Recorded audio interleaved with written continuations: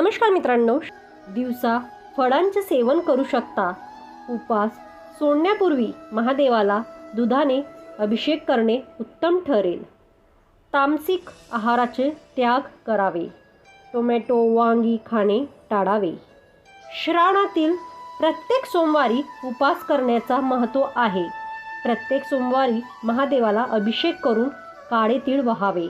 परंतु संकल्प घेतले असल्यास पांढऱ्या तिळाने अभिषेक करावे. अशी करावी पूजा.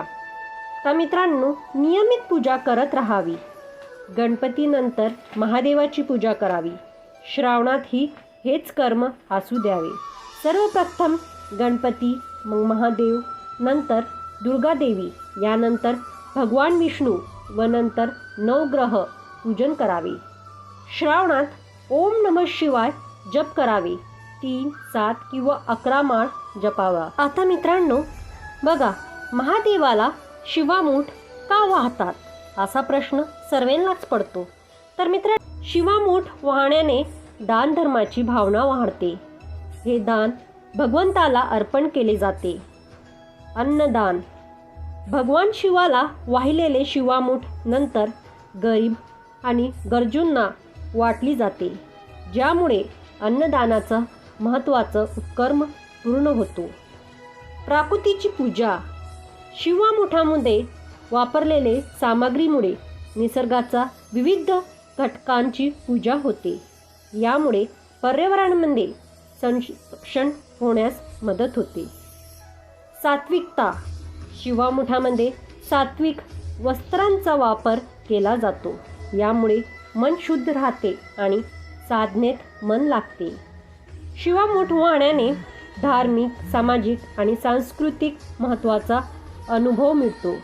या प्रथेमुळे भक्तांना भगवान शिवाची कृपा प्राप्त होते आणि त्यांचे जीवन सुखी आणि समृद्ध होते.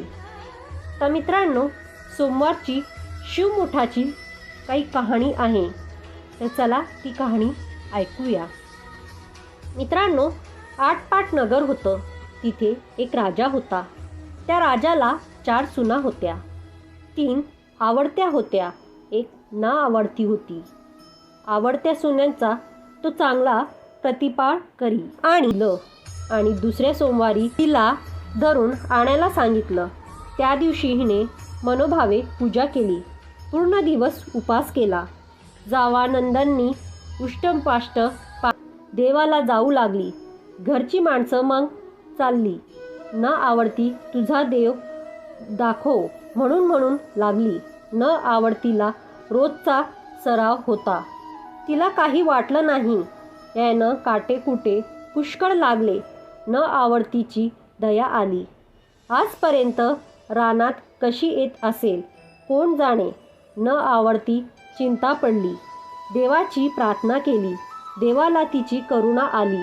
नागकन्या, देवकन्या ह्यांसह वर्तमान देऊळ सुवर्णाचं झालं. रत्नजडिताचे खांब झाले. हांड्या ग्लास लागली. स्वयंभू महादेवाची पिंडी झाली. सगळ्यांनी देवांचं दर्शन घेतलं. ना आवडती पूजा करू लागली. गंध फूल वाहून लागली. नंतर मूग घेऊन शिवा शिवा महादेवा, माझी शिवामूठ ईश्वरा देवा, सासू सासरे दीर भावा, नणंद जावा, भ्रातारा, न आवडती आहे ती आवडती कर रे देवा, असं म्हणून शिवाला वाहिलं. राजाला मोठा आनंद झाला. न आवडतीवर प्रेम वाढलं. दागिने लयाला दिले. खुंटीवर कोगाट ठेवून तळपायाला गेला. न आवडती पाचा उत्तरी सुफळ संपूर्ण. आता मित्रांनो, श्रावणी सोमवारी का करताच उपास असा प्रश्न सर्वांनाच पडला असतो.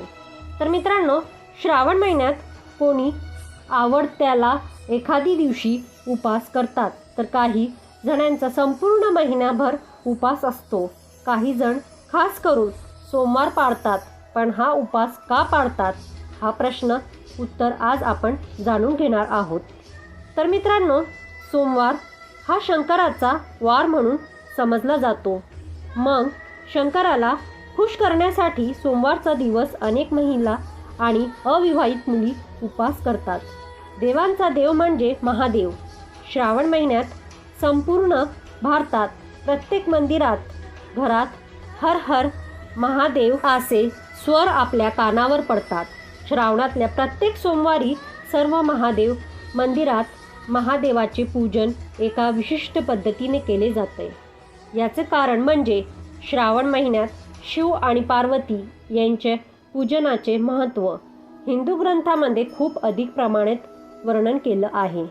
श्रावण महिन्यातील महादेवाच्या पूजेला खूप फलदायी मानलं गेलं.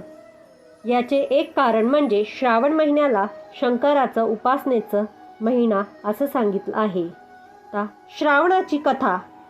देवी सतीने तिचे पिता दशरथच्या घरी योगशक्तीने शरीराचा त्याग केला होता. त्याआधी देवी सतीने शंकराला प्रत्येक जन्मात पती स्वरूप मिळवण्याचा प्रण केला होता.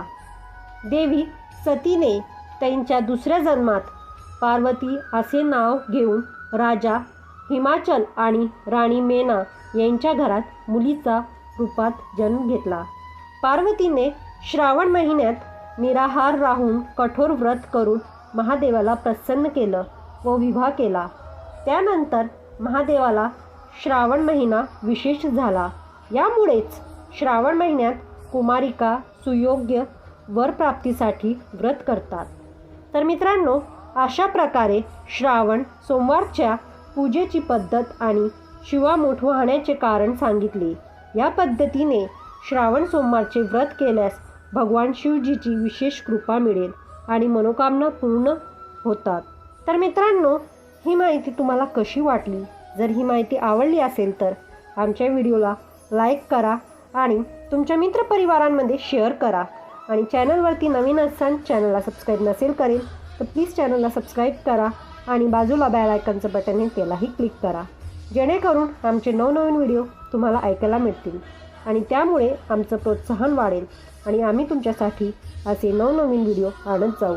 तर मित्रांनो, व्हिडिओ शेवटपर्यंत बघितल्याबद्दल खूप खूप धन्यवाद. श्री स्वामी समर्थ. हर हर महादेव. श्री स्वामी समर्थ. हर हर महादेव. ओम नमः शिवाय.